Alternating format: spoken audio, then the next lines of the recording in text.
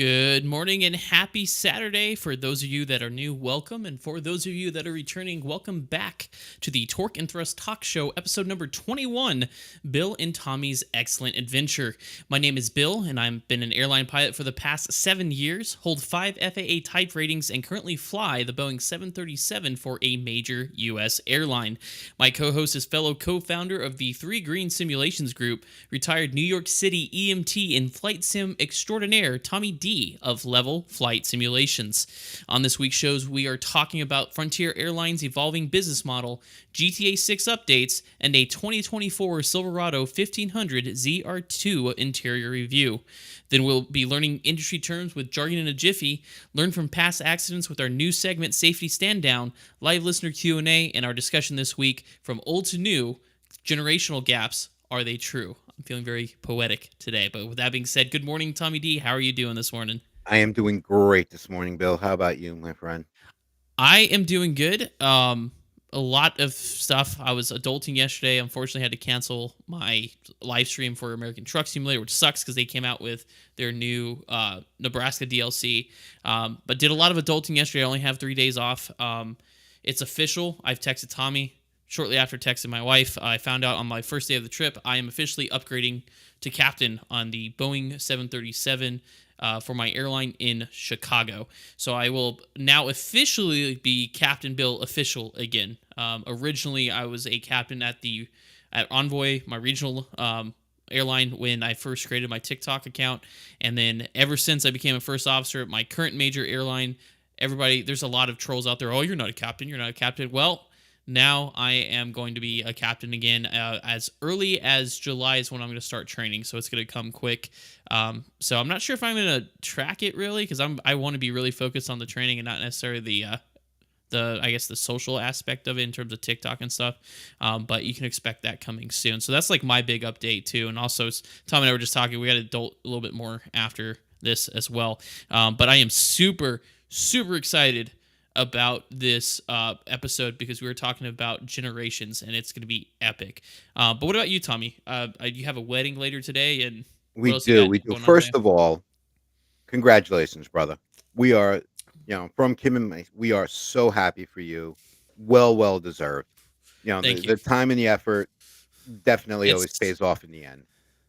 Yeah, So, I'm a little nervous. I've done it before. I was a captain for 4 years at Envoy on two different airplanes and an instructor. But there's just something about being at a major airline with a 737 and being a captain. It's just I'm a little nervous. yeah, because So when you it's had a big texted deal. me that was confirmed, I think I texted Kim. And then Yeah, I I was just actually standing outside with my mhm. partner Scott at work. I was like, "Dude, he's becoming a captain." And Scott was like, "Great, what's that mean?" Yeah. What does that mean? That means a lot more responsibility. Yeah, yeah. I was Everybody's like, gonna be looking at me for stuff. "He's responsible for everything on the aircraft now. Now, not just three quarters of it." Yeah, I'm no longer a passenger princess. I'm actually have to take responsibility for my Yeah, you're for gonna my have to grow actions. up sometime, Bill. Yeah, It just happens. dang it. But It'll we're be really perfect. happy for you. Thank you. Yeah, and I turned Um, 30 next month, so it's right at the right time. So, yeah, and like a week after, we're not going to discuss how old I turned. well, we will technically today. We will. We're gonna have to. We're We're gonna talking have to, yeah. generations. But We're gonna talk about it. we had a good week. I'm winding down my time at my current site. I have 4 more days there. Um, Wow, that went by quick, didn't it? yep. I did. They had switched my hours, and I wound up doing an all day training for a CPR instructor, which is actually mandatory for my job Okay. class, and that was painful. That was painful. I would rather rotate my tires for 3 straight hours than Then doing that. yeah, in the I backyard rem- with just a lug wrench and 2 cinder blocks, you know? that's hilarious. Yeah, I remember Um, you text me that, and I was like, man, that sounds oh my rough. oh, man. The instructor was really cool, it was just that amount of material. Gotcha. And then last night, was one of the first of our larger group flights that we ran through Hmm. 3 green. So Caden was there, Joe was there, and, Caden's friend Bryce. Oh, And Bryce. Okay. yep, it turned into a really good time. We flew 170s and a couple of Airbuses were up there, and it turned into a karaoke session. That's what I heard. I can't wait for the clip to be posted. Yeah. You might want to put cotton in your ears though to stop the bleeding. But And yeah, it was some of it was pretty bad, and we ended it by singing "Happy Birthday" to our friend Ashley. So happy birthday! Today is her actual birthday. awesome. And did you all make it safely to your destination? We Did did, y'all we did. grease it on? Yep, I lost the landing competition at negative Really? 275. Yeah, That lost it? Okay, but here's the question: how was Centerline and touchdown zone? Because if you I had was me within judging, touchdown zone, within center line. okay. Well, that's what I'm saying. But everybody else was like that too. Because it's one thing to float it to the other end of the runway and get like a negative 10 foot per minute landing. Yeah, I know Caden was the first that landed. I'm sure Caden made center line and touchdown zone. Yeah, I it's know I Caden. did. So, I don't know about Joe and Bryce, but oh man, I think the I'm winner ups- was like 103, negative 103. I gotcha. That's pretty good. And Now, then yeah, we have wedding realistically, today. Nice. Yeah, I mean, and I wish I could join. I got home because once again it was late to the regionals, and or I was coming home on one of the regionals, and um, because of delays and stuff because of weather, and I unfortunately didn't get home till like midnight, and then I was like, man, I only got 3 days off, and it's supposed to rain, so I had to do a bunch of lawn work, met our new neighbors, and just had to run around and do a bunch of like busy work to get everything set up before I go back to work in a couple, well, actually in 2 days. Well, yeah, and Also, I'm sorry, go ahead. yeah, I said also with that, I do apologize. I have gotten behind on editing and posting the podcast episodes on Spotify. I'm about 2 episodes behind. Tomorrow morning, I'm going to get in there and because I have been listening to our previous episodes. I usually listen to them raw, like on my phone while I'm traveling and stuff like that, just to listen to the episode to try to get an idea of how much editing I will actually have to do. Luckily, the past 2 episodes are all real good content, so I really got to do is just slap the music to either end and post it. So tomorrow you can expect 3 new episodes tomorrow. The 2 past episodes, episodes 19 and 20, and then today's episode will all be posted tomorrow. So I will catch up to that. So that was my bad. I've gotten behind because of all the busyness at work. Yeah, and it actually did come up last night that if you would fly in a group flight, and I said sure he would, depending on flight schedule and Yeah, adult I duties. So it's love. like he won't be doing it every single Friday like we No, do, but he'll I could pop in there and do the try. group flight. Absolutely. Like I don't. I like the like Microsoft Flight Simulator. I don't mind doing if we're doing a group flight. I think that's a lot of fun with other people. So yes, I would absolutely love to do it. But it just depends because especially with 3 days off, with a lot of stuff to do at home, there's not a whole lot to do or a lot of time to be able to do that stuff. And Mhm, unfortunately, the adulting side of stuff comes first. and, like, having being on the planning side of larger group flights through my virtual airline, Hmm. I actually did that for a while. That was one of my duties. Um, we're looking at no more than maybe, like, an hour 45 block time, Okay, yeah, I don't want to be because too if bad. it's a Friday night op, kind of scientific the way I go about it, like, departing the lesser used airports, so we're not experiencing ground delays and Yeah, well, and things like I like said, we'll that. figure it. Yeah, I Yeah. can figure it out. It's just my schedule, but that's something we can regularly plan on if we get those Fridays off. But moving the podcast along because, like Tom and I were talking in pre-show, it's going to be a long one, so we're going to try to limit our. The discussion's really good, but it's kind of lengthy. So we're going to try to make sure that we keep moving along. So if it seems like we're kind of cutting things short and moving along on the other segments, that's why. It's because we had a really good discussion today. But first, I will be starting off with some aviation news this morning. And this morning, we're going to be talking about Frontier Airlines. So, Frontier Airlines, as you know, is ultra low cost, or so we thought. Ultra low cost is basically this, I guess, the cheapest way you can give someone a seat on an airline. But the way that ultra low cost carriers, it used to be Spirit was the same way.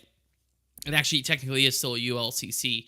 The way they got their money was all the extra charges. So it would get you a ticket, but you want to choose your seat, for example. Well, that's going to be an extra $5. You want to sit in a premium row, that's an extra $5. You want water or snack service, that's an extra $5. And that's how these ultra low cost carriers operated. It was based off junk fees or these like small additional fees that weren't included in the ticket, whereas full service carriers like United, Delta, American, and even some can argue definitely JetBlue, but some can argue even Southwest, there's a lot of stuff included in that ticket, and that's why it's more expensive. But now, Frontier Airlines is moving away from traditional ultra low cost practices.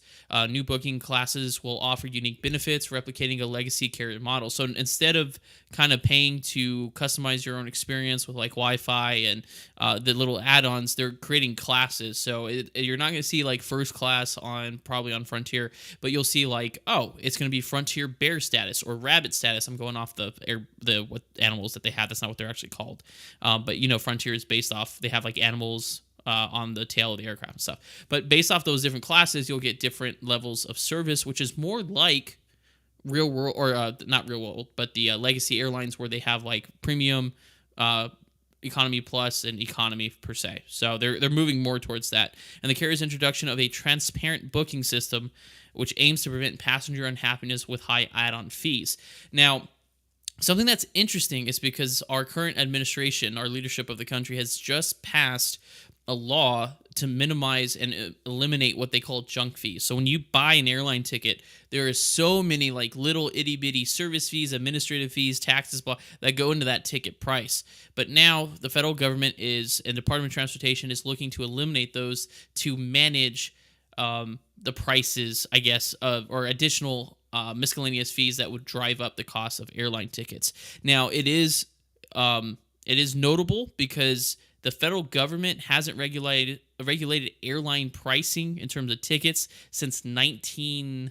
I think it was 56 or 59, so probably 1956, because of the Civil Aeronautics Board. There was a time called deregulation where the government was no longer allowed to regulate prices for airfare tickets back in the 1950s. It allowed airlines to price their own tickets to become more competitive and become more businesses versus federal airmail and passenger carriers. So this is a major deal because the government's kind of taking a step back in that direction, saying, hey, we got to get rid of these fees because it's just like service fees nowadays on gratuity charges and stuff when you go to a restaurant.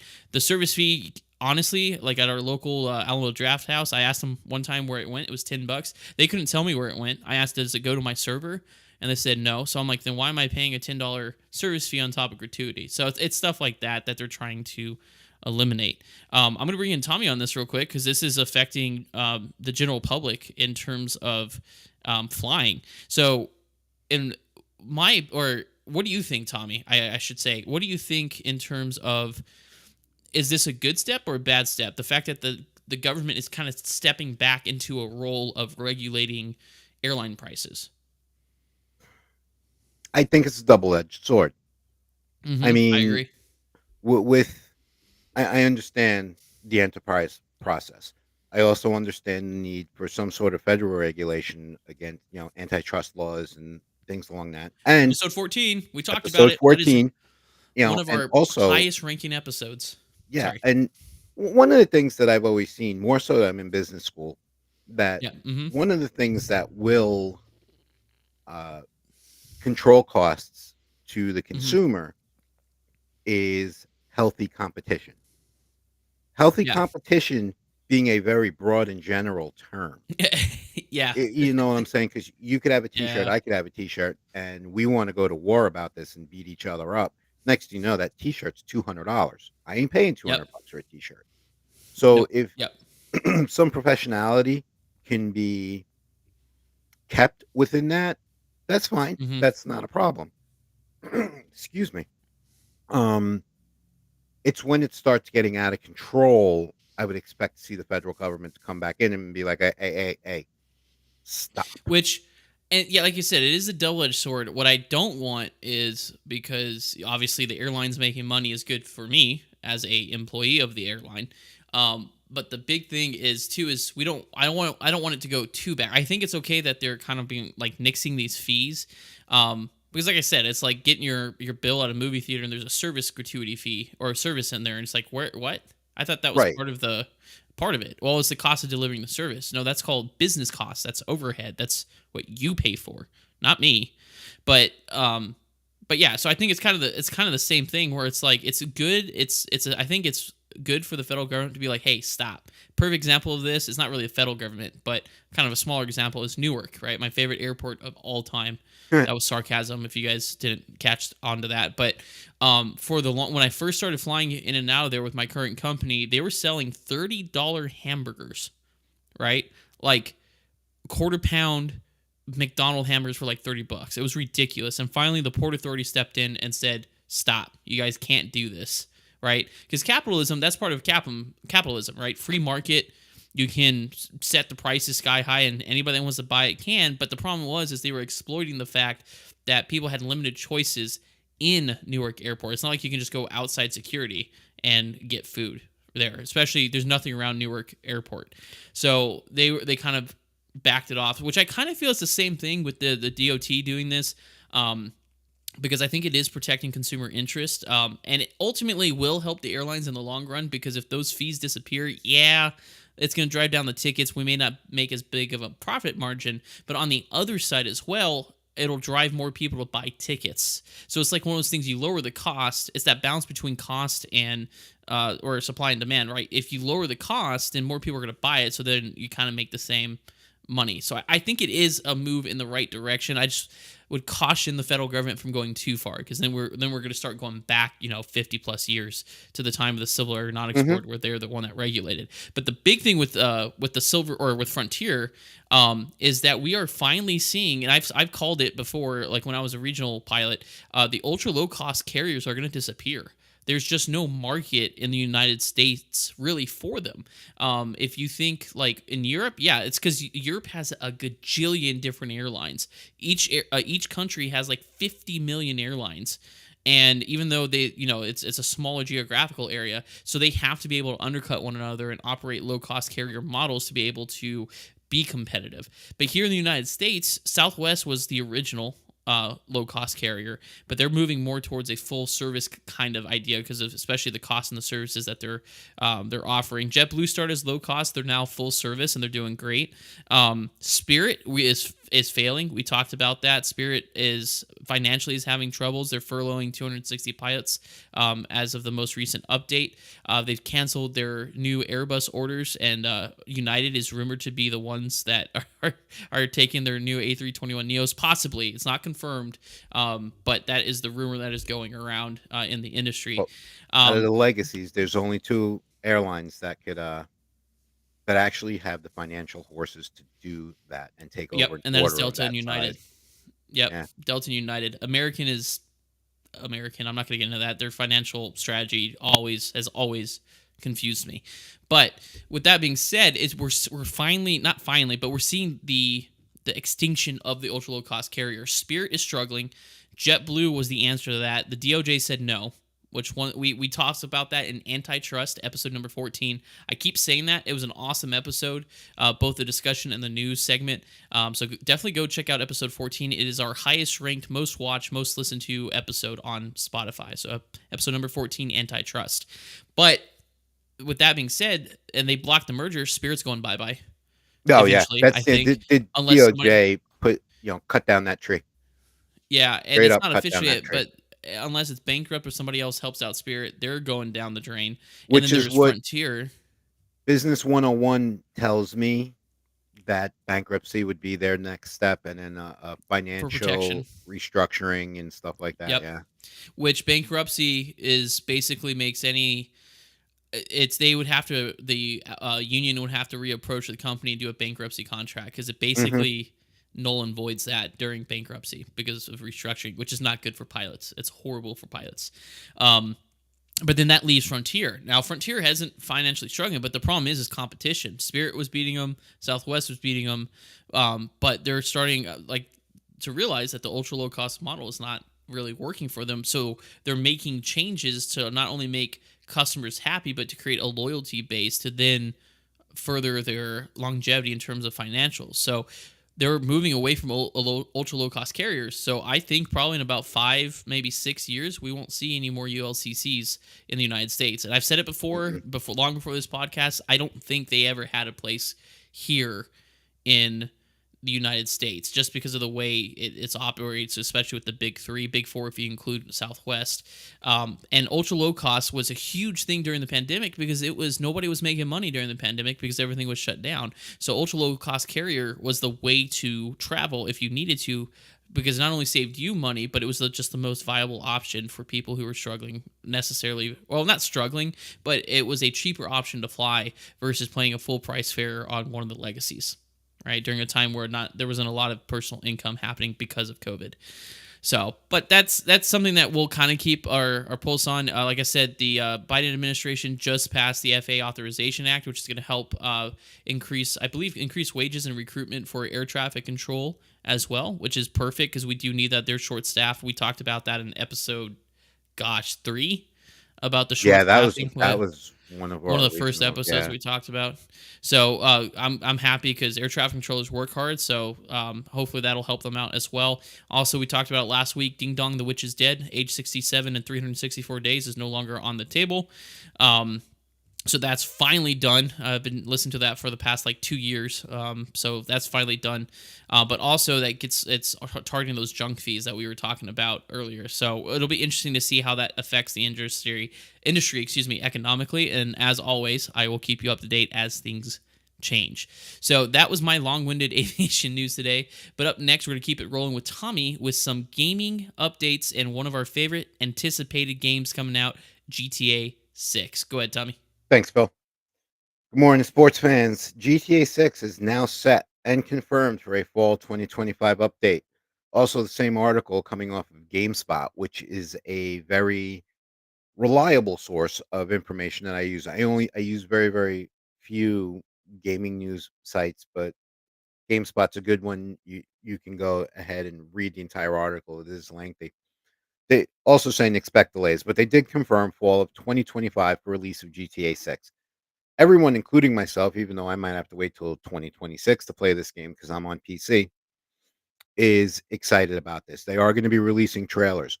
The parent company, Take Two, that's the parent company of Rockstar, says that they're sure that Rockstar is going to deliver the ultimate product as far as GTA is concerned, with the amount of work that's coming into it.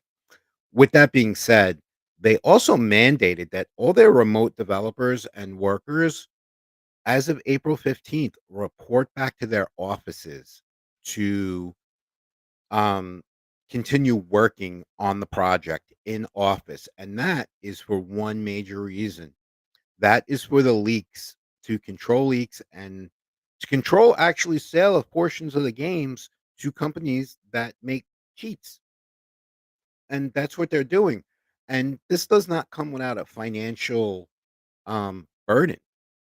Take Two has laid off. We're only in May, but Take Two has laid off hundreds of workers already, citing financial issues. So it's kind of a double-edged sword here as well. We're going to get a superior gaming product, but there are people who are looking for new jobs, unfortunately, as this goes on. Strauss Zelnick, who is the CEO of Take Two, refused to answer any questions about that. But the growth of the company in the pipeline of titles that includes other games that they oversee apparently started taxing their financial system a little bit more. And that's a little bit later on in the article. We're not going to get too crazy into that. The key takeaway here is confirmed fall 2025 with possibly some developmental delays. And those of us who are waiting for the PMDG 777 know all about that. But that's where we're at with that. I know this little piece of information is probably pretty exciting to Bill because he's been looking forward to GTA 6 since 6 months after Since GTA 5 came out. 2013. Yeah, since Yeah, 2013. Yeah, I've been playing GTA 5 for a while. Fun fact, my parents didn't let me get it because it was rated, is it mature? I think it's rated M, so I great. couldn't play it. M So for I would, mature. yeah. So when I was in high school, or no, middle school, I would go play at my friend's house because they would let me play it. And There you go. don't tell my parents. I don't know what you're talking about. Yeah, exactly. Plausible deniability. But yeah, so I've been waiting for a long time. I'm hoping it comes out because they teased us so hard with that first trailer back in, was it December, November? It When just, did we break it on the show? I want to say it was around Thanksgiving. yeah, I around forget the Thanksgiving. episode number, but we had that trailer 24 hours after it hit the waves. Yeah, it is, and it's so exciting. And there was rumors that there was supposed to be one yesterday, before the earnings call. For it was, what's the name of the company, the publishing? We talked about it earlier today. It was two something, two place software, something like Take that. There Two. was an earnings call. Yeah, pick two. There was an earning call yesterday, and the rumor was that there was supposed to be a second trailer for GTA 6 prior to the earnings call, but unfortunately that did not happen. So we're still kind of up in the air, waiting for the new trailer to come out. When it does come out, it'll be posted on our Twitter, Torque and Thrust Talk Show, or Torque, the letter N, Thrust TS. It'll be reposted on there, just like when they announced Nebraska for the ATS, or American Truck Simulator Sim. It was reposted on there immediately because I get notifications for it. Hmm. So, Yeah, because we um, would have had if the trailer would have been available on the wire, we would have had it today. Yeah, so I was super excited. I still am. I hope it doesn't continue into a rolling delay because I personally think it's a little overdue. Can't wait for it, especially with the new graphics, all the new AI stuff, and some of the rumors. We don't talk about rumors on here until it's hard fact from Rockstar or a credible source. But if some of the rumors are true, this is going to be an awesome, awesome game, and I absolutely can't wait for it. But Tommy, thanks for the GTA 6 update, and I will be Absolutely. doing a yeah, no problem. And I will be doing now, talking a little bit more. We talked about trucks last week, and we're going to talk a little bit more about trucks. I just paid off my current car and happen to be looking for a truck. So I am digging into research and learning a lot about the market. So what we're talking about today is the Chevy Silverado ZR2 interior review from Motor Trend. Now, the ZR2 is the highest trim available for the Chevy Silverado. I can't remember. It starts off with WT, which is the work truck, and then ends at the very top at the ZR2. But Motor Trend kind of went through, got a truck, and did a little comparison and interior review. And so these are just kind of some of the highlights I pulled out of the article. So the first one that's noticeable is that there's only one interior design for any ZR2. So no matter what color truck you get, because it's kind of with other companies, you could get like with this blue truck, it comes with the black or light interior, so on and so forth. So you can kind of pick. But for the ZR2s, single interior, two-tone jet black and gray stone interior with yellow stitching. That must be trending for somebody, but I heard yellow stitching and I gagged. I don't know why that black and yellow. I get it, but just in a I don't know. It's personally not a color scheme that I would want to see in my truck. Another thing that they talked about is firm seats. So for me, especially because I drive, if I get a truck, we're driving it places. It's going to be kind of the family car, especially for heavy duty stuff. And so seat comfort is a huge thing that I look for, and apparently they're very firm. I have a Chevy Cruze right now, and those seats are comfortable even on long rides. So I don't know where the change. That's a 7-year-old car, but for this one, for the ZR2, they say it's kind of firm. And the big thing too is that they're placed very low in the cab, which is a big deal because the ZR2, well, any truck, if it's a full size truck, is a big truck, and visibility is very important. And according to the article in the review, it's lower in the seat or lower in the cab than any other vehicle in the market, any other full size truck on the market, I should say, which causes issues with visibility, which is a big problem. We also talked about that on one of the early episodes of this podcast. I think it might have been episode number 4, where I talked about that in automotive news, or maybe it was episode 7, something like that, where I talked about that, where one of the biggest reasons why trucks and stuff were killing pedestrians is because of the visibility issue and also the bluntness of the front side of a truck compared to other vehicles, where other people would, quote, just kind of roll off the vehicle if they got hit, versus the bluntness and the basically wall of steel at the front of a truck. So visibility is important. So that is definitely a minus in that category. Another thing that the article mentioned is the model that they were reviewing, the ZR2, had a $995 sunroof option, but noted that it wasn't really worth it because it's very small. It's not like a moonroof or panoramic. It's kind of like a 1990s sunroof. There's nothing really to write home about it. And they also mentioned that when they took it through a car wash, they opened the manual cover, so it's not electric. You physically have to move it back, and it actually leaked apparently during the car wash. So they had it leak into the vehicle while they were going through a car wash. So that's something that is, for the price that you're paying for a truck like that, which is probably $60,000 to $70,000, shouldn't be like that. Vehicle controls are kept old school, so they haven't really updated the interior too much. They keep a lot of the controls on the door versus a touchscreen infotainment system. One thing they did move was the integrated trailer brake control, which actually moved from behind the steering wheel onto the center console underneath the infotainment system, which makes it easier to access. Another thing Chevy did away with was cigarette lighters. That's okay. I mean, especially nowadays, not a lot of people smoke, but for those that would utilize cigarette lighters, it's kind of a bummer. But now they have 120-volt outlets and USB charging ports, which is becoming more popular with smartphones. Now, that is the end of their review, and I'll bring in Tommy on this because this part is my opinion. So, looking at trucks, right? Because I'm looking at and most options for the trim levels I'm looking at are pretty much the same. But the things that I value is value. Actually, it's just the level of the stuff that you get for the money. So Ford, there where you start really getting bells and whistles is their XLT model and up. I was talking about that last week. Ram, you have to go pretty high up in the trim levels to start getting updates. If you go with their base like non-work truck, you're talking about a 6 to 7 inch infotainment display, analog dials, and like a little 3-inch LCD screen, monochrome LCD screen. And that's your extent of technology. You don't get the smart adaptive cruise control that you would with like Ford or Nissan and so on and so forth. So for the amount of money that you pay for the truck for a Chevy, you don't get a whole lot, which is extremely disappointing. Like I bought my Chevy LS back in, or Cruise LS back in 2017 when I was a new hire first officer. So for the price, I got an infotainment center. Same thing, analog with a little LCD display in between, and no cruise control, which I thought was fair for the price that I paid for it. But now, like these trucks, the Silverados, they're expensive, but you're not getting nearly as much bang for the buck as you would anywhere else. So that's my opinion. It's extremely disappointing to see that an American car maker like Chevy is not trying to keep the price low, because they're charging just as much as any other dealer or car manufacturer, but they're not offering nearly as high of a premium, I guess, like materials and packages.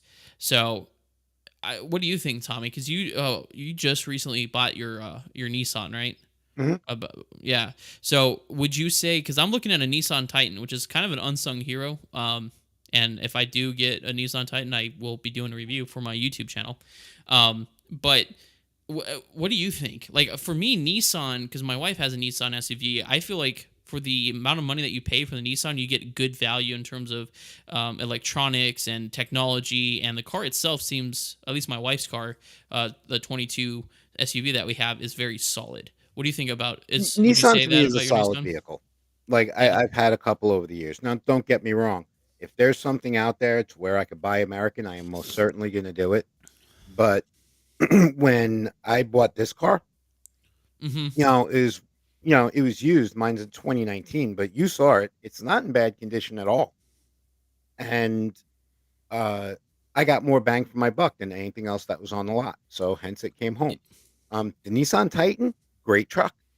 You got to dig a little bit for it because, like you said, you don't see a whole lot of them rolling around. No.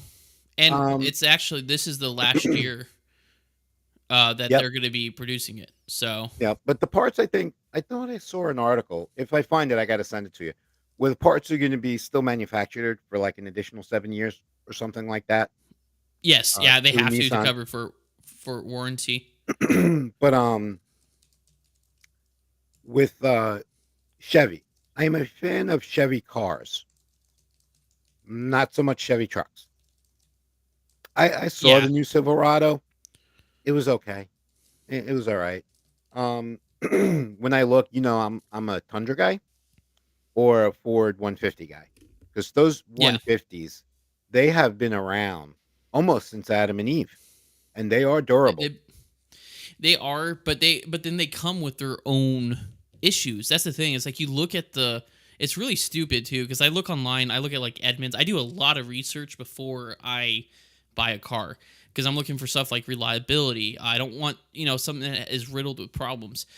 But it's ironic because you look at the professionals like Edmunds and like Kelly Blue Book, and you look at the reviews for the Hmm. Titan, and none of them like it. They complain about like heavy steering, and the super comfortable seats are the only thing that you get from it. But then you read the reviews from the actual people who own the vehicles, who have owned Titans, and they love it. They said it's great. Like the heavier steering is nicer. It's a reliable truck. Like the 2024 Titan is the last vehicle with a truly naturally aspirated V8. Yeah, granted you lose like 2 miles per gallon, but like your Ford F-150 has a 3.7 liter EcoBoost V6, so it's a turbocharged V6 to get you to the 400 horsepower, but it's only 6 cylinders. Yeah, you get 3 more gallons or 3 more miles per gallon on highway with that, or they have what is it called, the cylinder shutdown Yeah, where an technology. eight will shut down to a six for economy. Right, Yep. which causes issues. It causes reliability issues for your vehicle if that occurs. Whereas the Titan, the 2024 Titan, doesn't have that issue. It's a straight. I think it's a naturally aspirated V8. Still provides about 400 pounds of horse or 400 horsepower. With I got to look at it again. I think it was close to about 418 pounds of torque. Somewhere around that. But there's less reliability because it's a true V8. There's no technology making it a V8, V6, V8, V6, and only for 3 miles per gallon. Right.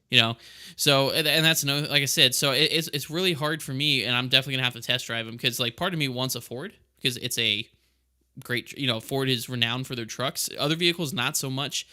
Ford used to stand for found on road dead or fix or repair daily. Hmm. So it's one of those things, and that's also in the back of my head. I don't want to just buy a truck for the brand. I want to make sure I'm getting a truck that's going to last me, as long as, because I drive cars until it's time until they're about ready to die, basically. That's I don't. that's the way I've always been. Yeah. So, and another thing too is value. Like for example, your Fords, they don't come with like bed liners or anything like that. It's your raw, so you have to go pay an extra grand to get like a spray and bed liner and stuff. Because Hmm. unless you want to scratch the crap out of your truck, whereas the Nissan, that's part of the standard package. The Yeah, and I think they Nissan use comes Rhino with that. liner on Nissan. Yeah, they do. And so it's the value is a lot higher. And people complain about the heavier steering. I don't know about you. I hate especially in a truck, I hate the loosey goosey electric steering anyways. Now, I've never driven a Titan, so I'm going to have to go test drive it to see if that's something that I like better. But I'd prefer more of a more precision, I guess. Like if I point it somewhere, I know it's not going to drift into the lane because it's electronic. It's more of a hydraulic motor versus electronic steering type of deal. So I don't know. It's just weird that there's a lot of car companies now that are truck manufacturers that they're building expensive trucks, but they're not expensive cars, if that made sense. And like I see a lot of them rolling around here, like the platinum editions of the Ford F-150s and King Ranches, which are like Eh. the most expensive. And let me tell you, I'm sitting here as an airline pilot, going, how are they affording that? You know what I mean? Yeah. Because they're expensive trucks. And it's one thing if you need it for work, but for like me, it's more for convenience for me. But it's one of those things. It's like, how did they get so expensive? And actually, I just read that credit companies are starting to lift the credit requirements for 84-month loans because people can't afford cars because of how expensive they're getting. Yeah. Yeah. So I read a similar article. Mm, you know it. Listen. If you have the lifestyle and you could go out and afford $100,000 truck, God bless. Enjoy. yeah, Me exactly. personally, there's way more practicality in it. Where I live right now, if I'm getting a truck, 4x4, Yep. reliability, Hmm. safety. Those are my three. Not necessarily in that order. Safety and Yeah. reliability and 4x4. Yes. Hmm. And it's going to be working. I'm going to be moving things with it. I'm going to be hauling it and stuff like that. You know what I'm saying? Yep. I'm not buying a truck because I think I look good or pretty in it. Because I'm not going to look good or Yeah. pretty in anything. Yeah, You know? mine is for functionality as a homeowner. I've more and more. A perfect example. I was telling you about that screen I got for the front porch. That Hmm. sucker is 10 feet long, barely fit in my wife's SUV. It was like all the way up, and I had to sit kind of sideways in the passenger seat Yeah, because because it it comes barely right up fit. through the console. And yeah. Yep. And and we're sitting there going, you know what would be awesome right now? A truck. And I was like, I know, I'm working on it. I'm doing the research. I just want to make sure I buy the right one. But long story short, it was a interior review on the Chevy Silverado. But for me, it's kind of a marker of the industry where you're paying a lot now for trucks and for vehicles, but you're not getting a whole lot of value actually out of them in terms of like technology packages and just technology and just what comes with a truck. You have to pay a lot more now. Basically, you're paying more for a middle trim, but has the features of a base model, Hmm. which sucks. I don't think that's a good model, and that's one thing that's steering me away from Chevys, especially their trucks, is that you're paying the same amount, but you're not getting nearly as much of the bells and whistles as you do with other um, car manufacturers. Right. And So I mean, if you're going to see me in a Chevy, it's definitely a Camaro. yeah, Camaro, exactly. My neighbor has one of those. Anyways, but that concludes our automotive news today, and that will move us on to our favorite part of the show, Jargon in a Jiffy. So, for those of you that are new, Jargon in a Jiffy is a word game that Tommy and I play where we each choose a word from our industry. We'll say it in a sentence, and it's up to the other host to guess what the word means. This is aimed to help educate you on the terms that we use in our industry and to make them a little less daunting and intimidating. So, Tommy, did you want to go first, or did you want me to go first on this No, one? no, I would like you to go first this morning. I Okay, had you're 1 gonna. cup of caffeinated coffee. I'm ready. Okay, you're ready. Okay, well, here's the deal. Part of it is you've already seen the word. We talked about it either last episode or the episode before that. So you'll get part of it, but the first part I don't is what you're really guessing, okay? Okay. So the word or the acronym for me from the airline industry is PRSOV. Right? So you recognize the SOV part, Yeah. PRSOV. There are many different systems on the 737 or any airplane that has PRSOVs. They're used to regulate. I'm doing it again. I'm starting to give you the thing. PRSOVs are used in the air system to ensure the proper volume of air is provided to the cabin. Pressure shutoff valves. Okay, close. PR. So you got the P. Pressure relief shutoff valves. Kind of. So if I am taking a valve and modulating it, what am I doing Okay. to the air? You're changing air pressure as you modulate So that's also when you from restrict a higher something. to a lower density. But when you restrict something, what's another word for like if the FAA? What is the Department of Transportation doing to the junk fees that we were talking about earlier? They are with an R. Regulating. They're there you go. So So a pressure. pressure regulating shutoff valve. There you go. There you go. Thanks for walking me through So, that. We would have been well, here no, a hot minute.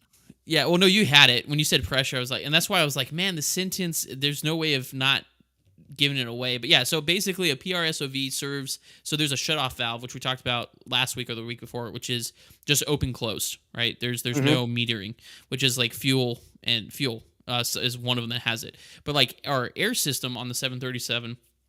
So our bleed valve serves as PRSOVs. So not only does it open and close to allow air through it, but it'll also modulate to keep the air temperature or the bleed air temperature and the actual pressure in the ducts at the proper levels. And if something faults or like overheats, then they slam shut. So they're DC powered, electrically powered, but pneumatically actuated. That's actually So really cool. That was a good one. I like that one. yeah, yeah. So, and you guys are going to hear more of that as I'm going through my upgrade training as a captain. I am going to be reviewing a lot of this stuff, so that you could expect a lot more stuff like intricate knowledge of the 737 to be coming out on these Yeah, episodes. which means I'm So, just going to learn a lot more, which is always exactly. appreciated. Yeah, that's the whole point of this segment is to learn. All right, so that was mine. Tommy, what is yours? Okay, so mine is actually 2 words, but it'll all bind in. Okay. And you might not nail it on the head, but you're definitely going to get it. The term I'm using is interstitial fluid. Enter Interstitial fluid. Hmm. So what? here's the sentence. Burn victims' blood pressures later after the burn go low Mm-hmm. because of interstitial fluid shift. Interstitial, is it fluid within your tissues? Hmm. Yeah. Thank There's 2 God I types paid of fluid. attention to English. All right, sorry. Intrastellar, interstitial. What was the first? Intracellular, interstitial. I would say Interstellar. That's a movie. Hmm. But Okay. yeah, So that fluid basically the blood pressure will drop initially because that mhm. fluid shifts to go where the burns actually are to start healing the burns. Oh, and away from the heart, Hmm. basically. Takes And it out so of the okay. vascular system. Yeah. Interesting. I didn't know that.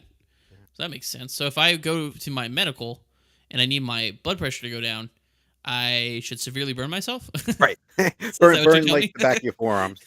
Yeah, just burn. What are you doing? Well, Like we're there with the lighter. Just hold on, doc. I gotta get my blood pressure down. yeah, yeah. Oh boy. Well, that was good. We both. I mean, I didn't know exactly what it was, but I caught the word inter and tertial, which I figured had to do with tissue of some sort. So in it like fluid. That's the only way Mhm. I'm getting this is I don't actually know the definition of the words. I'm just guessing what the meaning of the word itself. Yeah, and the Uh, wild thing about the medical field is even, like, interstitial fluid, like, you can figure it out by using the word context. yeah. Hmm. There's other things like acetylcholinesterase, that Don't tell that me what takes that is place. because you could use that. I don't. Yeah, I maybe don't know in, what like, it is. 6 months when we both forget about it. Yeah, but that was a good one. So, let's see. Tommy got it. I got it. Well, I would say mine's not really. I guess the word based off its not context, but its I I definition. I I still kinda didn't know got what mine it with a little bit of was. coaching. Yeah. So we'll call it halfway. Yeah, That was yeah, a we'll go 50 halfway. on that one. Yeah. All right. Now we're going to talk about our new segment. Well, fairly new. We've been doing the past couple episodes. But we are talking about our safety stand down segment where we talk about airline and transportation accidents that have shaped the industry. As morbid as it sounds, I've talked about it in the past, but all the aviation regulations that are in effect now were written in blood, is what we say in the industry, basically meaning that people have passed away or have been harmed, which have led to changes in the industry. And unfortunately, that's just how it works.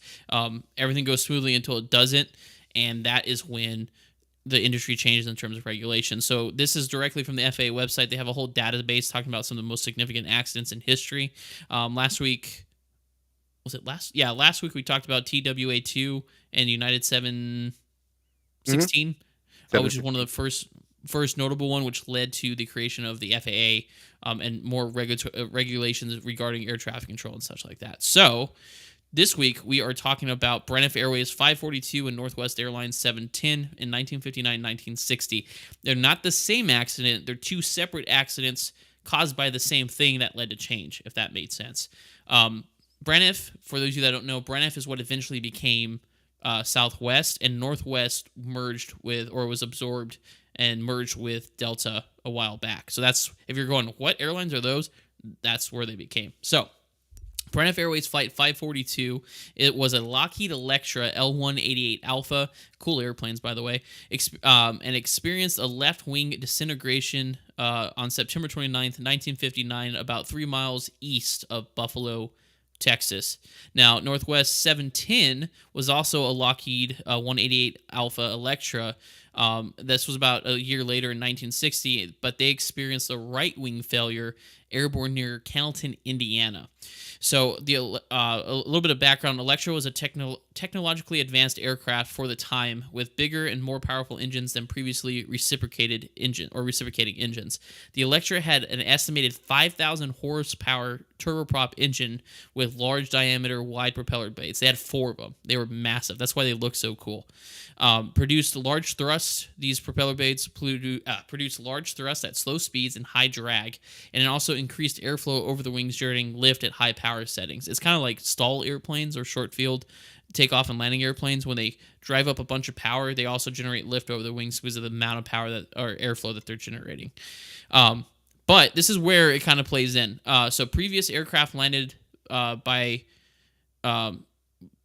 sorry, I skipped ahead here. So previous aircraft, so non-turboprop engines, landed by reducing power higher, and then did a short glide and a short landing flare. That's just because of the smaller engines. Now, the Electra had high drag props that drastically reduced lift with that technique. Unfamiliar aircrews transitioning to the Electra did not know that characteristic, so they were still trying to land the airplane like the old airplanes. So basically, they'd pull the power really high, and then those big props act as like a dish of drag, and then basically the Electra would fall out of the sky. So because they didn't know any better, they didn't know how to land it. They didn't realize that they were supposed to land it with which is the way we land jets now, kind of, is with more of a power on technique until we're right above the ground, right until we touch down. So this, I guess, not failure in training, but this unfamiliar territory with the pilots led to more hard landings than normal. And it was actually kind of a normal thing back then to have a hard landing in the Electra. But the thing is with these Electras, more and more hard landings resulted in damage in the actual engine mounts for the new engines. So and really we didn't have like hard landing inspections back then like we do now, which I'll get into. So what was happening is they were having these hard landings and it was just a normal thing. It's like, oh, that was just an electro landing. Oh, that's just an electro landing. But the problem was is every time they did that, they damaged the engine mounts, which those super powerful turboprop engines. So the natural frequency of the engine became so closely matched with the natural frequency of the wing of those two flights, resulting in a higher probability of what they call the whirl mode instability. So this, which is basically that the stiffness of the engine mounts interacts with the gyroscopic or the spinning torque produced by an engine propeller, and this interaction resulted in the wing to start wobbling. Right, so it's basically you have a loose engine mount and you have a big fan on the front doing this, and so it starts wobbling, and then the wing starts doing this, and then eventually just disintegrates. So that coupled with the original natural frequency of the wing structure caused a catastrophic failure of the wing, and obviously nobody survived. There was about 120 souls on board in either because they lost a wing and crashed.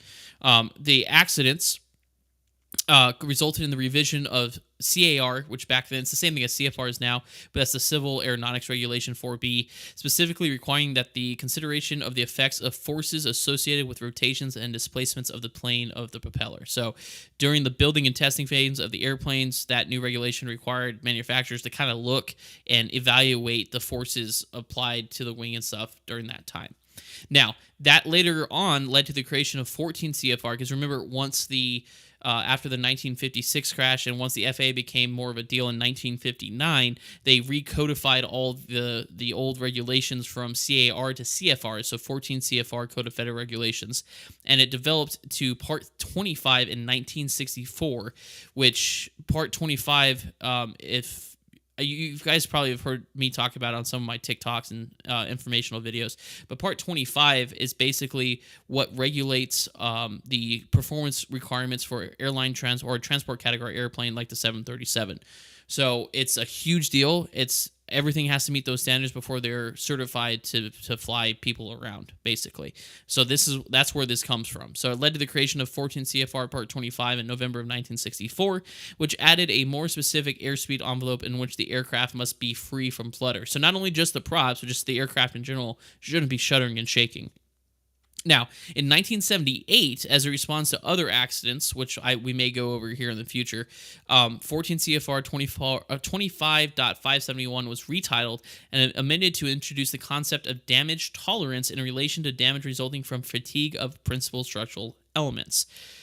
What that means is during that time, they're starting to realize that airplanes just don't stay the same, that over time, the constant stress of climbing to altitude, landing, the airplanes wearing causes fatigue over time and eventually may cause a failure. So those accidents led to 14 CFR we were just talking about, Part 25.571, which now creates a program of inspections at certain and regular intervals to ensure that things aren't failing. So basically to catch the failures before they continue.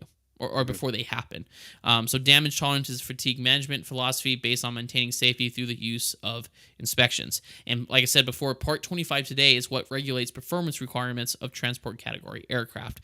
So because of those two Lockheed Electra accidents, Braniff 542 and Northwest 710, we got Part 25. And that's what makes our current industry relatively safer than it was back then, because it created Part 25 to create performance specifications for airline or aircraft manufacturers to meet before it allows the public to fly on them. And then also, like I said, Part 25, all the maintenance inspections and stuff that we regularly have to do on the airline level, and even at the commercial level with smaller aircraft too, like 100 hours inspections like that, is based off that fatigue principle, or that fatigue, I'm stuttering here, is based off of the fatigue of principal structural elements. So that all spans and starts from those two accidents back in the 1959 and 1960. Interesting. I actually had to Google the Electra because I know I've seen it before, but it's been a hot minute since I seen Buffalo Airways. Yeah. Up in Alaska. They're the ones that still one of the main operators of the Electra. And a couple of the pictures that I saw, those engines just look horribly large for the wingspan of that aircraft.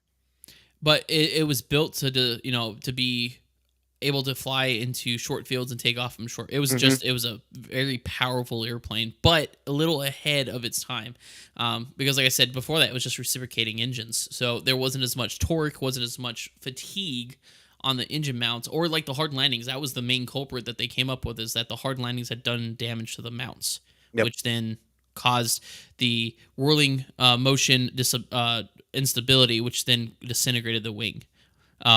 So that's what I'm saying. It's a kind of a long-winded one once again, but it was a big accident. I didn't realize that. I've always talked about Part 25, but those two accidents are what started the catalyst for the creation of Part 25 and the maintenance safety programs that we have today. So, and that's the point of this, is we're trying to learn where all our safety regulations and stuff come down. Like I said, you always learn something from previous accidents. Yes. Um, but with that, we'll move on to our viewer Q&A, and we do have quite a bit here. Let's see. Our moderator Lando on TikTok asked if will the new rules remove the U.S. passenger facility charge and other government fees on the tickets. Lando, I'm not entirely sure. They're not specific. I would have to dig into the bill. But something tells me that government and facility fees probably aren't, but miscellaneous charges will be removed.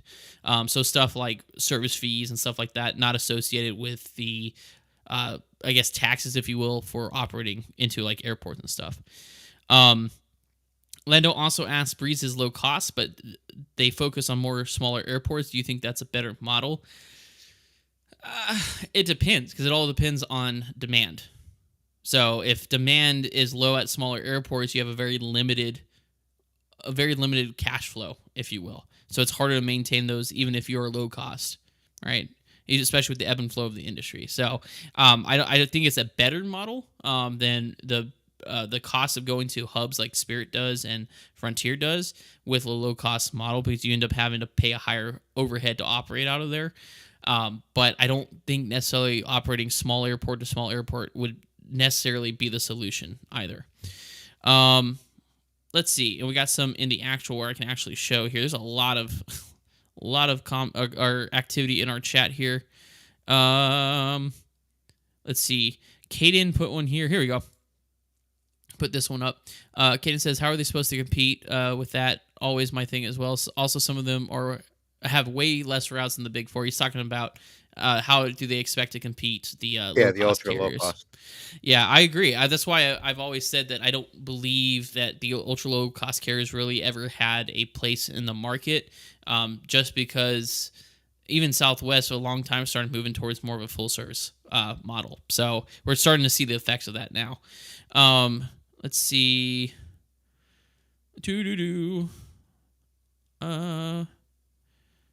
Sorry guys, I gotta scroll through these. A lot So of in the chit meantime, chatting going back hello, and forth. hello to everybody that jumped in to say hello and good morning to us and all that. We're not ignoring them. Nope. We're saying hello. Let's see. Okay, that's all I got on my side in terms of relevant questions. What about you? Nope, I'm good. Just one. Caden posted one about the Beechcraft with the doctor and two Oh, children. I specifically didn't mention that because I have absolutely no idea Yeah, about I that. I haven't don't think seen there's that been. one. Yep, and that's why I didn't mention it. So we'll look into it for next episode. We can talk about it if there's an official report, but I Uh, haven't seen that yet. okay, I have one. If you didn't see yourself in the career you are in now, what else would you have done? Ash, I would have went into Um, law enforcement. yep, law enforcement. That was my fun fact. When I was in college, I was actually geared up to go work for the Brevard County Sheriff's Department in Florida. That was my goal out of college. And then to fly for them and maybe fly eventually for Customs and Border Protection, because they did their air wing, the air interdiction office in El Paso where I grew up. They were very active. So I always thought it would be cool to fly for law enforcement, but it just didn't work out. I did ride-alongs and stuff, and I was prepped to when I graduated to go to the academy, but I got a call from the air wing, the sheriff's, the guy that was the chief pilot of the helicopter or the air unit in Florida, and he's said, "Go to the airlines, dude. They pay way more, and you're gonna get there a lot quicker." So I took him up on that, and that's where See, I'm at now. my, So my little short that I actually tested, passed, and went through everything. I was just waiting for an academy appointment date for NYPD, and then a certain mayor was elected. and instead of three individual budgets, merged all the budgets into one main budget for the New York City Police Department, and that expired my list. There you go. Now, talking about now moving on. This I'm gonna love this. All right, we're moving on to our discussion today for this episode. Bill and Tommy's Excellent Adventure. We're talking about going back in time, and we're talking about the different generations from the beginning of time when they started calling them generations until now. So the name or the discussion topic is from old to new. Generational gaps, are they true? We're going to start this off by showing off. Tommy and I pulled some old photos of ourselves. So all 6 of you in TikTok and everybody that's watching on the other live channels here. This is Tommy. I was 14. So this was, oh gosh. Let's see, 14. So that would be 2009. So over about 15 years ago for me. And Tommy, when was this for you? You were 20? I was 20, so this is 1991. Here, oh man, this was before I was born. There we go. So that is young Bill standing in front of one of the gliders I was flying back with in the day, and that is Tommy D. It's kind of cut off, but Tommy D is the one in the in the white shirt and with the stash and hair. That's Yeah, we're gonna keep that back up when for I the had hair. discussion. Yep, and we are going to keep that up for the discussion because we are talking about generations. Because Tommy and I are from different generations and so on and so forth. But we're going to start off with something kind of fun. I already did mine earlier, but I found a quiz online that I'm going to walk Tommy through, basically determining what generation you actually were supposed to be in. I already know mine. I'm going to wait for the end to tell Tommy, but or to tell you all. But Tommy, what generation were you actually born in? So I'm a millennial by the skin of my teeth. I'm a millennial. You were born in what year? I was born in 71. I am Generation X. So you're Gen X. Okay, so we'll keep that in mind when we're doing this. So the way this is, I'm going to read Tommy the questions from the quiz, and on a scale of 1 to 5, 1 being the most inaccurate, 5 being the most accurate. So 1 to 5, 3 is kind of like indifferent. We're gonna go through these questions together, and I'll say, so Tommy's not doing it by himself. I'll say my answers as well, and then we'll go through and see which generations we were actually supposed to be in. All right, you ready, Tommy? Let's go. All right. So first question is, or do you agree or disagree? I often eat foods that I know are not healthy for me. I put accurate. Yeah, I put. So would you put the full 5 on that one? Oh, maybe a 6 if it's possible. Yeah. All right, next question or a statement. Being actively involved in my community is important to me. I put accurate on that one. What would you put on a scale of 1 to 5? 3. 5 being like 3? Okay, so like a different. Okay. I frequently set long-term goals and work steadily towards achieving them. Obviously, that was extremely accurate for me. Yeah, that's accurate for me. Okay. Living in the moment is more important to me than planning for the future. That one, Oof, I put that's a like rough 4 one. for me. Yeah, for me, I put 4 because I do plan for the future, and as I get older, I do plan for a little bit more for I'm now. kind of But like a 3 because my one future goal is retirement. Other than that, I don't know what's happening. I mean, I know I'm going to a wedding today. Don't ask me what's going on. that's funny. All right, being unique and different from others is something I take pride in. I personally put that as like a 2. I don't. It's not that important to me to be unique and different. Yeah. So that I put that more as like a 2, 3. That's like a 3 for me. I'm me, and you accept me for what I am. If not, not Yeah. losing sleep. Yeah. Exactly. I am careful not to get emotional in front of others. I put it that as accurate. I don't get emotional in front of others. Yeah, that's a 5. That's a 5 That's for a me 5. as well. Change often brings more problems than solutions. I put that as wholly inaccurate. That's a 3. It's a 3. Yeah. Okay. You know what I just realized? I'm gonna let you answer and then I'll say mine because I don't want to influence your answers based off of what I put. If that makes sense. All right. So on to the next step. There's a couple more questions. I believe time-honored traditions should be preserved. That's a 5. That's a 5. I plan my finances with long-term goals in mind. That's a 3. That's a 3. Okay. I am skeptical of new technologies and prefer traditional methods. That's a 12. That's a 12. Yeah, I would say I think I that one I put as a 3 for me, if I remember correctly. And plan my finances with long terms for me it's 5. I forgot I was answering those. Um, and I believe in time honored tradition should be preserved. I Mhm. absolutely agree with that. Um, is it important? It is important to me that other people like me.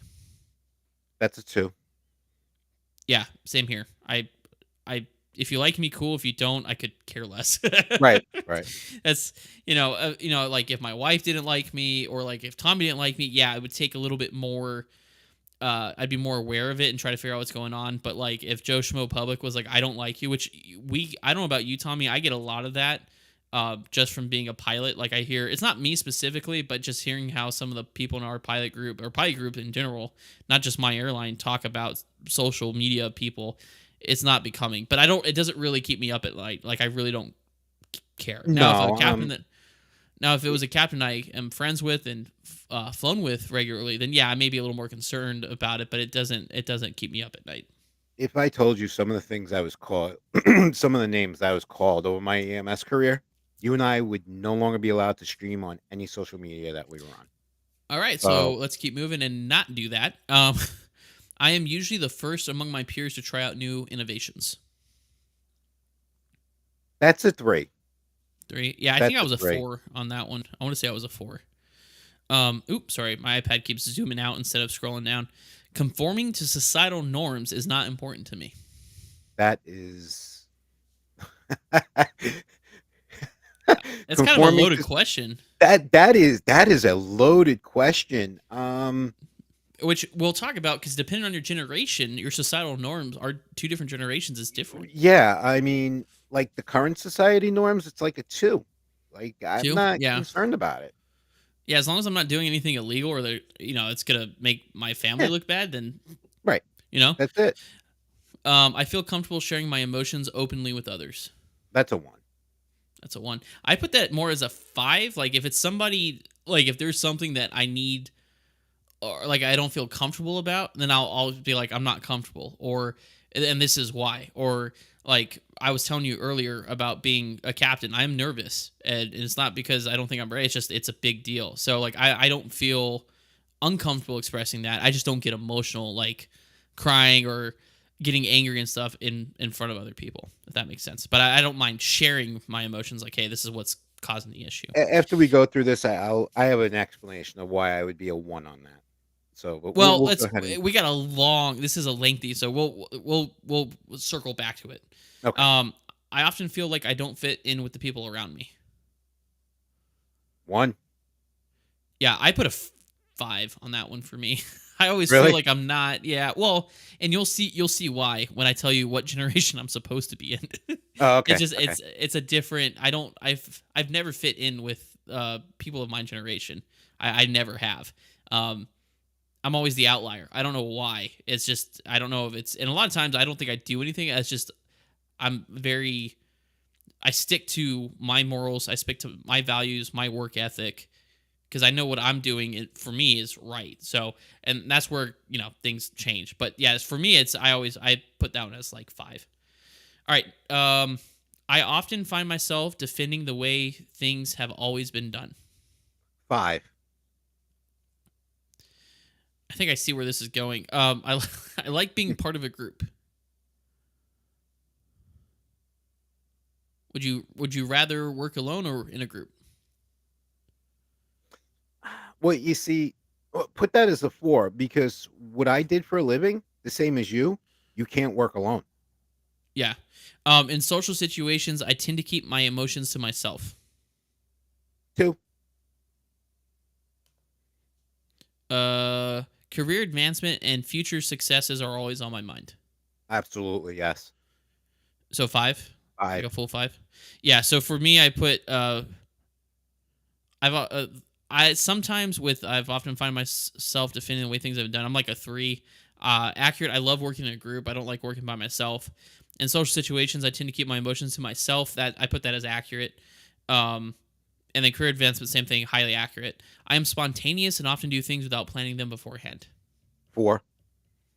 I would say that's for Tommy. I Mhm. often volunteer. I was inaccurate. I was a one on that one. I always plan. I often volunteer for activities that involve helping others. 2. 2. There you go. Good job, Tommy. Yeah, no, I was a five on that one. I often act on a whim without fully considering the consequences. 4. I was a one on that one. Receiving public acknowledgement for my work is highly motivating.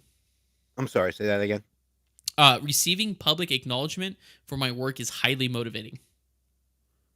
1. I don't do anything for public acknowledgement. Yeah, same here. I honestly, I am so, I don't want to say awkward, but like for example, when a captain, I had this a couple weeks ago, they said, hey, you're a really good first officer to fly with. I really enjoyed flying with you. Or anytime I get a compliment, it's just like, oh, thanks, and then I immediately try to return the compliment, which often comes off as me trying to one up them, and I'm not. It's just I don't do good with public praise. I just because I do my job. I do it for me, not for the public praise.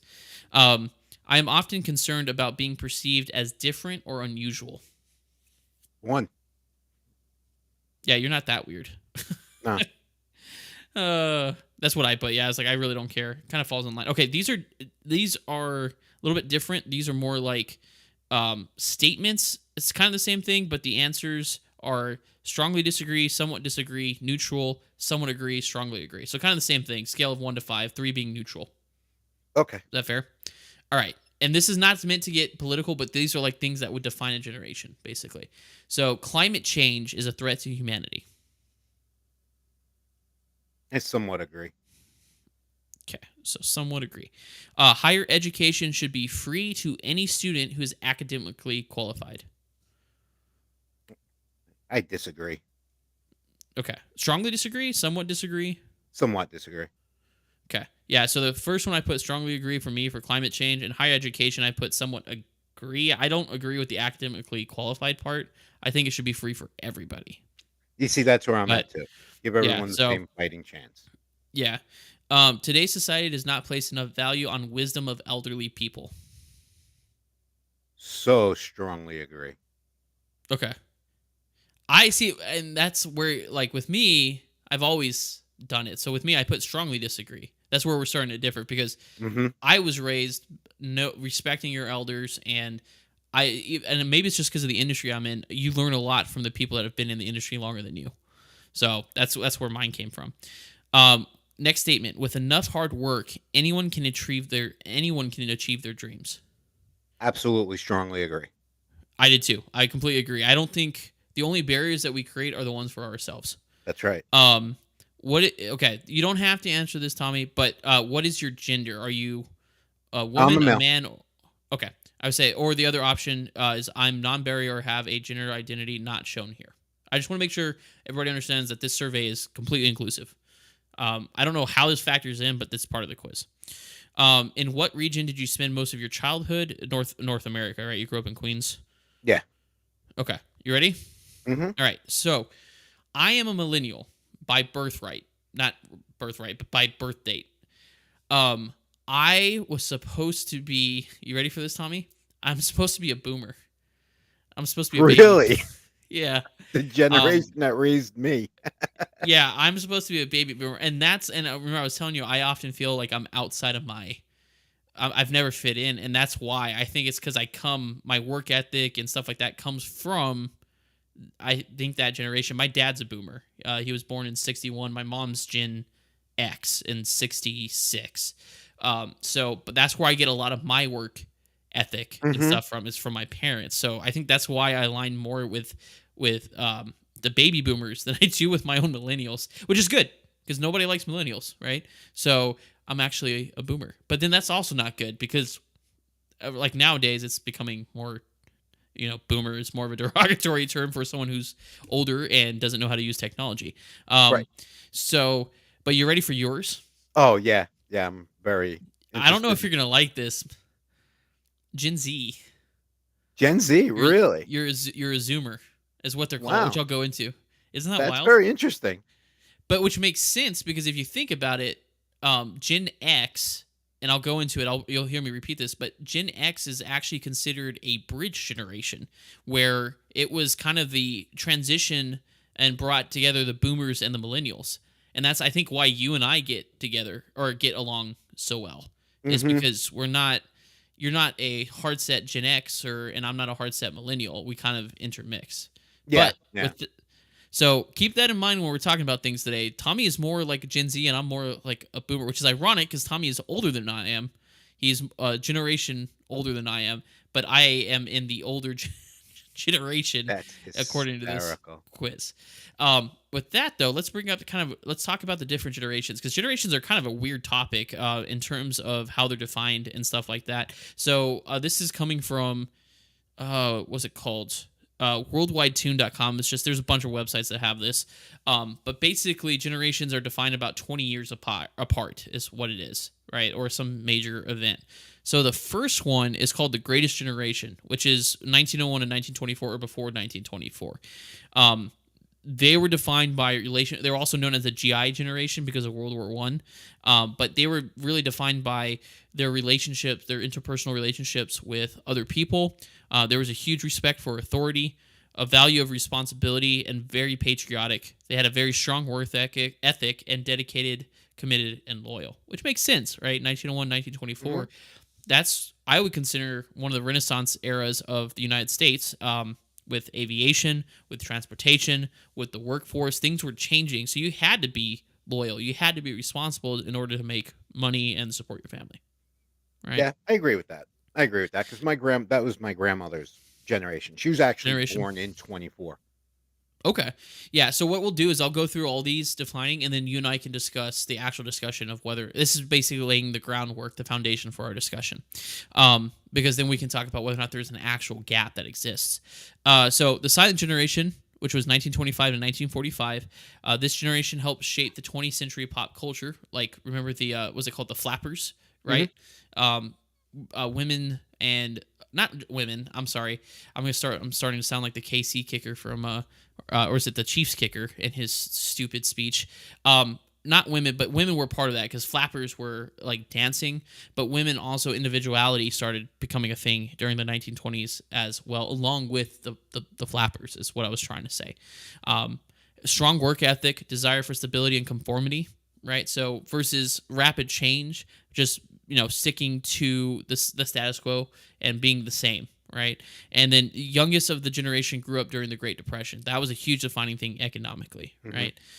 Traditional. They're also known as a traditional generation, and they were flexible and had builder traits. In other words, they were building and progressing towards stuff. Now, number three, the baby boomers. This is where I fit in, apparently. The baby boomers were from 1946 to 1964. They were named after the increased birth weight following World War II in the U.S., so all the soldiers returned home after World War II and started making or having families. Baby boomers were goal-oriented, focused on personal fulfillment, eagerness for change and development, and shape society and the social context. And if you look at the U.S. history, that's where we start moving away from conformity and start more, I would say, more into a capitalist mindset Mhm. where it was more about your personal gain and standing out from the rest. I would say individualism started with, in my opinion, during the baby boomers time, because you started moving away from everybody's here, moving towards the same thing, fighting the war and stuff. But now you're your own person, you're your own boss type of deal. And desire for equality, which is what I just said. Now, Tommy, Generation X. No, yeah, Generation X is Mhm. 1965 to 1980, which is your birth generation. Considered a bridge between boomers and millennials. You all had advancements in video games, AIs, and movies, defined by independent. Had started learning about a work-life balance versus earlier, like the boomers, where it was just work, work, work. Ambitious and eager to learn new skills, create and enjoy creative input and resourcefulness, and the value of diversity, responsibility, and challenges. So, excuse me, as I said before, kind of you'll see that Gen X is kind of the middle ground between old values, new values, between boomers and millennials. That's why it's considered like a bridge generation. And not to mention awesome music. That's when video game culture really started popping out with Atari and stuff like that, and Yep. computer games as well, or arcade games. The 80s rocked, man. I wasn't around then, but I'm pretty sure if I was alive during the 80s, I probably would have enjoyed it The because it invention of the sounded, internet. yeah. Well, the internet was 1989. It was Really? I thought that military was one of in ours. 89. No. Well, I've seen the Of invention of the internet. public public, and I'll go into that. Public internet was the millennials. So, um, but let's see. Millennials. Yep, this is me, aka also known as Generation Y. From 1981 to 1996. I was born in 94, so I barely got stuck Oh in yeah, there. you just scratched in there. Yeah, just barely. Millennials born now are marked by having fewer children than previous generations. Some could argue that that may have to do with values. Um, the article did note a drastic decrease in fertility rate in the world, which I tried researching and I couldn't find any other data to support that. But just having fewer children than any other generation. We grew up on the internet. We're technically the first global generation because of the internet. I would argue that the World War II era, this what I say, that's not the boomers. That would be the silent generation, is global, but millennials had more of a global reach because of the internet. Um, let's see. Sorry, I was. Let me back this up. There we go. First global generation, tech savvy, entrepreneurial, drive to learn new things, expect collaboration and understanding from others, and this is the emergence of a young generation and social activism. Sorry, guys, I don't know if there's somebody in my backyard, but my dogs are freaking out. But and social activism. So that's where we see the youngins start doing like protests and stuff like that. Which, Mhm. if you think about it, conformity back in the day, with the silent generation in the 20s, you wouldn't see that. So it's where we start seeing the kind of the change, and that's probably driven from the internet. Now, Gen Z was from 1997 to 2012. They are also known as Zoomers. Now, this is where Tommy, according to his tests, fits in more than his birth generation. So see if any of these sound familiar, Tommy. Focus on education and its importance in their future development, which you're in school. Makes Mhm. sense. First generation to grow up with the access to the internet and social media. Obviously not true Yeah. because the No. internet wasn't around, but you have a huge presence on social media now. So, Mhm. um, money driven and ambitious, politically and socially aware, diverse, and also social activism. Social activism is something that's listed for all these other things. Does that sound pretty accurate? To a Some of those degree, I'm traits? not really To a degree. socially active. Uh, Well, yeah, neither am I. Well, and largely it's just because I don't. It's a fight that a lot of the stuff I don't know enough to pick a fight, and I don't have enough skin in the game to pick a fight. right, and So then like if I do the research and I have the knowledge behind me to pick a fight, someone's feelings are going to get hurt because I'll yeah, revert back to. So I just stay out of it. there's Some the Gen say, Xer. yeah, Gen the other generations put Gen X to bed and they read us bedtime Hmm. stories, sang us a lullaby. Don't poke the bear. Yeah, Some things I am perfectly, yeah. Just you do you, yeah. I'll do me. We're good. Just All right. go about your way. Now, the next one is Generation Alpha. That's from 2013 to 2025. That is our current generation. They are the children of millennials. They spend more time. It says more time all the time. I see kids with a better iPhone than I have. Kids that had like was it the iPad 12s? Mhm. 2-year-olds with iPad 12s. So they're all in the electronics. AI is their reality. Learning is personalized, right? Because back in the day, you just went to public school, like I did. I went to public school, and you were taught what was taught. It wasn't until later on in the later generations where personalized education plans really became a thing. So Yep. now it's more personalized. And then this is funny. It says lived in the moment, right, or lives in the moment was one of the things it lists. And I put in parentheses as 10-year-olds question mark because that's the oldest person right now is 10-year-olds in that Right. generation. I don't get that why that would be in there. They're not, or individualism and diversity is also what it mentioned. It's like at 10 years old, maybe not, but I think what I could say is that since they're being taught most likely by millennials or Gen Zers, like teachers and parents and stuff like that, I think they're being more educated and allowing to be more individualistic versus conformist back in like the 1950s. Because there was a point too, I think it was here in the US, like if you weren't right-handed, it didn't matter if you were left-handed, you were going to learn to write with your right hand. That sort of Yeah, stuff. there was a time. that was like that Yeah. because So, my father is left-handed. but does he write with his He can right write with hand? both hands, yeah. Okay. Yeah. So it's stuff like that. So I think what it is they're not themselves are individualistic and diversified necessarily, but I think it's because millennials and Gen Zers or even Gen Xers are the ones that are teaching them and are their parents or grandparents and allowing more room for being an individual, if that makes sense. Mhm. Because I mean, I'm not a psychologist, but like 10 years old, that's the oldest person in this generation is 10, right? Because it's 2013. So maybe 11 years old. So like living in the moment and individualism, I don't think you don't see a 10-year-old going, I'm living in the moment selfie. You know what I mean? That's just not, Yeah, that's not and how that well, works. is selfie considered living in the moment? I mean, because I don't like driving by our elementary school because when that lets out, you know, even the younger grades, you gotta look out for the cell phone zombies. So, You know? and that is a perfect transition to our discussion topic. Is there actually a generational gap or is it a perception? Um, some would argue that it's just a kind of like I call it the team mentality of, oh, I'm a millennial, we're better than everybody else type of deal. Or is there actual generational gaps that exist? I would argue, honestly, Tommy, that they don't exist because you and I just proven by that quiz that we just took that even though we were born in certain generational eras, that doesn't limit us to that that era, which would by logic would dictate that there is no gap because we R transcended the gap per se.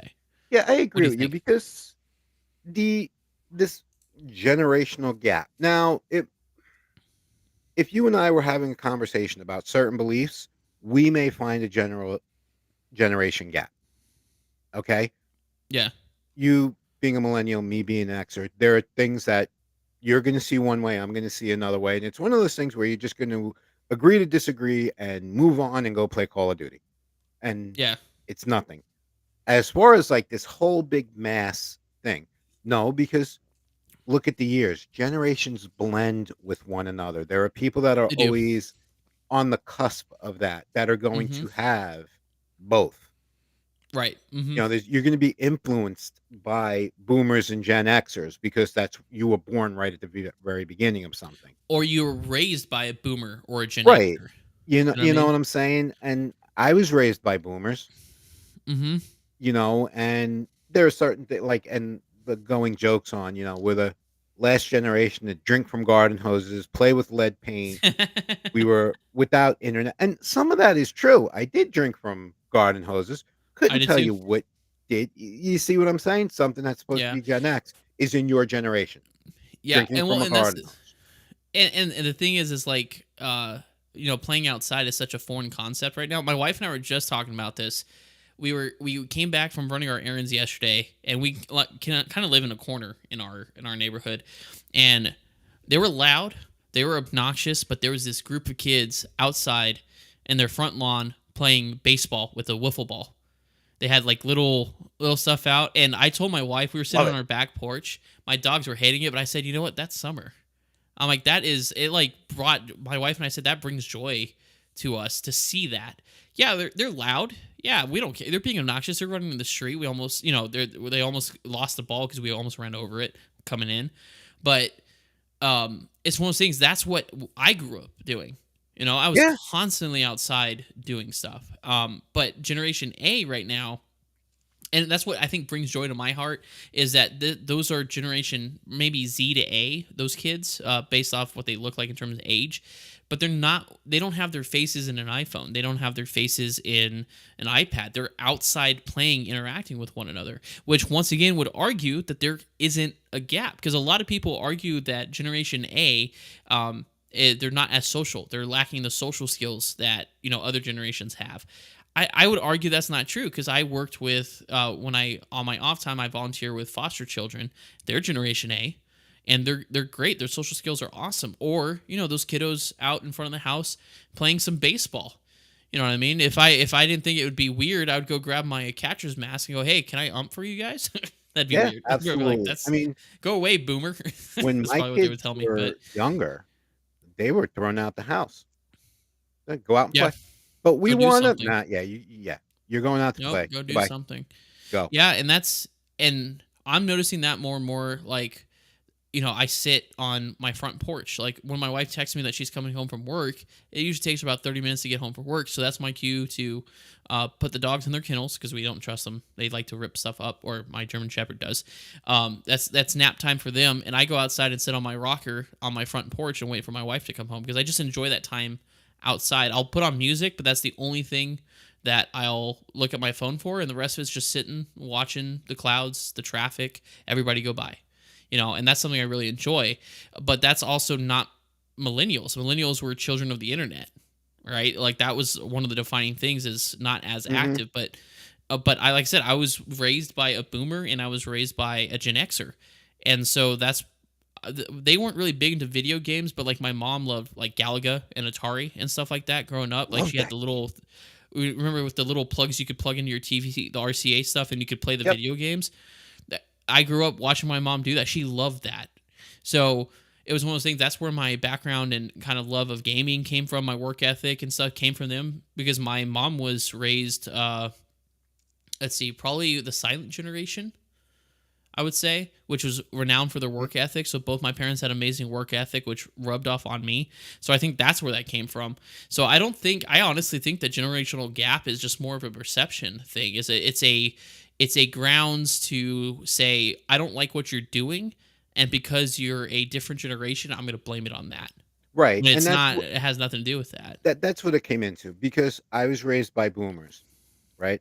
I got my work ethic from my father, right? Yep. Very, very strong work ethic. You know, the rotary phone on the wall, there have been thousands of times that I'd pick it up and literally Hmm. I would say hello, thinking it was one of my friends, and it would be my father. Tell your mother I'll be home by 10. Bye. Click.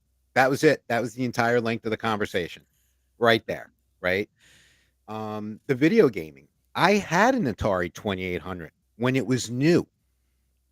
Oh, It dang. was Playing some, brand new was it cutting edge technology, and it playing came with some one Pong? cartridge. Yep. It came with combat, and it had planes and Oh, tanks like the yeah. pixelated, you Yep. know. Now, during the summer, the Atari collected dust, a lot of dust. Outside. Yep. Yeah, we were out like 8:30 in the morning came. Now, my family was a little bit different. Hmm. I had my maternal grandmother. I never remember her not being there. She lived Yeah. with Hmm. us. When Gotcha. my Hmm. because it was just her and my mom and my father when they got back from their honeymoon, my father was like, "This is stupid. You go and get your own apartment. We got a Yeah. large apartment. Come live with us if you want." And Yeah. it just stayed that way, you know? Yeah. And that's So, and that's more of family. Yeah, it's more family culture and values versus yep. generation, I think. Yeah, and my father being like a very, very strict, more European than American Italian, you know? Yeah. Um, And yeah, I'm sorry. Go ahead. 8:30, as long as you had your Rice Krispies, you were gone. Good luck finding me too. You didn't find Yeah. the Yeah, I streetlights remember. came on, Yep. I came You go home. home. Yep, and That's it. that's how my dad. I remember my dad telling me stories. They used to go out there play kick the can. Mhm. They would. He said they had these old truck tires in the back alleyway, so they would go jump in the old tires, and his friends would roll them down the hill until they Yep. like hit a curb. Or they used to take like D cell batteries, or no, car battery would probably kill you, but they would a battery of some sort, and they would all hold hands to see if they would get shocked. You know, Mhm. Yeah, and yeah. and I'm stuff not like that. saying I'm sorry, go ahead. Yeah, no, it's stuff like that. And like you said, when the light came on, they knew it was time to go home. I grew up a lot outside too. I riding bikes, playing sports and stuff. Because when I was born in '94, Wi-Fi wasn't a thing. It was still dial-up internet. So, and it was, and nobody could be on the phone. Wasn't cell phones were kind of becoming a thing, but in '94, the Nokia brick phone was the first one to come out. Smartphones didn't exist. TikTok didn't exist. Snapchat, none of this existed. Video podcasts, not a thing. Nope, Actually, podcasts not in even a general glimmer. probably weren't a thing. Not even Glimmer, because you would have to pay for studio time to be, a talk show host and so on and so forth. The ability to do this for free, well, free. Um, it doesn't cost us anything to produce the show except for the $20 a month I pay for the subscription for Restream. But other than that, You know what I mean? It's pretty much anybody can do a podcast. So it's a lot has changed, over time. But like like you were saying, a lot of the values that I have is more from, or who I am is more from earlier generations. So I think we kind of debunked that. I don't think generational gaps are true because we've proven with ourselves and our quiz that Yeah. our values transcend the actual physical gap of time that are considered generational gaps. It's just a perception. I think it's So more of a if generational blend than anything. yeah, I mean, because absolutely. So and Ashley, out of everyone that we know, Ashley would know this the best. Like, I grew up between Kennedy and Aqueduct. I didn't even have cable till I was 16. yeah, yeah. So it's one of those things. Yeah, I think it's more of the values that define the person versus the generation defining the person. Mhm. Because it just all depends, and you can always pick and choose. I mean, I know people like Kaden was saying in the chat. I'm more of an old soul. I am. I've always been told I'm an old soul. But then there's also people that are older than me that are super immature, right? Or people that are boomers that exhibit no values, from that generation. So it just all depends. So I think we can officially say, if you agree, Tommy, with the Torque and Thrust Talk Show, our opinion, I don't think generational gaps actually exist. I think it's all No. perception. So if you Yeah. ever catch yourself going, well, that's because they're a millennial, just hold up there, boomer, okay, and take a second and realize that it may just be a difference of value, not the generation, because that's the problem with this perception of generational gaps, in my opinion, is that it suddenly turns into a generalization of an age group, right? Like you hear the word millennials or Gen Zers, and the people are just they're rolling their eyes, or even boomers, right? The young kids are like, okay, boomer, that became a thing. So it's just one of those things. Just take a step back and realize that just because they are born from a different time or different generation doesn't mean that your values and who you are won't align, or you can't get along with someone like that, because that's just a very narrow-minded mindset. Perfect example is Tommy and I. Tommy and I are two different um, two different generations. I'm turning 30 next month, and Tommy, 53. right? And Tommy and I are friends, right? Mhm. So just we're living proof that the generational gap doesn't exist. So just And, keep that in mind when you like, when you guys are out there. the other thing, like, to your point, that we're not just friends. Like, there are some people that might be listening that, like, are new, hanging out with us and stuff like that. Bill and I have actually already hung out, Yes. Mm-hmm. for a few hours, and we will again when Yep. as the I future head out that comes, direction. Yeah. Yep. So and that's the thing. So yeah, if you guys are sitting there going, "Oh, freaking millennials," or "Oh, boomers," it's not. It has nothing to do with the generation. It's look at the individual and their values themselves versus the generation they grew up in. Oh, that's such a heartwarming message brought to you by the Torque and Thrust Talk Show. Anyways, There you go. but with that, we're gonna Caden start wrapping up. What's up? Caden's only 19? Huh. I thought he Yeah, was he right was. around He's no, he's in, a Gen like, Air. 23, 24. Gen Air 14, 18, 19. No, he's 20. That sounds about right. That checks. I'm reading the, Um, chat. yeah. But with that being said, folks, we're gonna wrap it up. An hour and 45 minutes. This is gonna be one of our longest episodes. Like I said, we warned you ahead of time. It was gonna be a long one because it was gonna be a fun one. Yeah, but I love And this episode. especially because we wanted to show you guys this. I thought that was gonna be hilarious. Yeah, yeah. We were talking about showing up in our. Although I wouldn't be able to find any of the clothes that I wore in the 90s, but it would have been a little more harder or more difficult to coordinate. So thanks for Tommy for lending me these photos, so that way we could air them here as we're closing closing out the show and during our discussion. But with that, ladies and gentlemen, that concludes episode number 21, Bill and Tommy's Excellent Adventure. We thank you all for joining us this week. If you enjoyed the show this week, please let us know by rating the show on the respective platform that you're listening on. For Spotify users, at the top of the podcast page near the notification bell, hit the three dots and select Rate Show. For Apple Podcast users, scroll all the way down to the bottom of the Apple Podcast page to give your rating and review. And if you are watching us live today and would like to review the show, please feel free to rate the show on Spotify or Apple Podcasts. So if you're watching the show right now and you have Spotify or Apple Podcasts on your mobile device, go to the Torque and Thrust Talk Show and give us a rating. Hopefully 5 stars. We're worthy of it.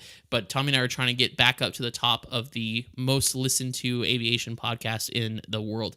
As of December last year, we were number 58. So we're trying to get right back up there. If you want to stay up to date with the show and industry news, follow us on Twitter at Torque, the letter N thrust talk TS. It's right here on the ticker tape, right below me, right below my microphone. Go follow us on there. Those are daily and weekly updates with gaming and aviation news and stuff. We constantly repost and post on there as well. If you like to save the show for on-the-go entertainment and news, follow and turn on podcasts for the Torque and Thrust Talk Show on Spotify, Apple Podcasts, and iHeartRadio. Feel free to follow me and Tommy D on YouTube, Twitch, and TikTok. I am at Captain Bill Official, and Tommy is at Level Flight Simulations. The next flight show will be next Saturday, May 25th at 10 a.m. Central, 11 a.m. Eastern. And on behalf of the Torque and Thrust Talk Show, I am Bill. I am Tommy. And thank you, everybody, and we will see you next week.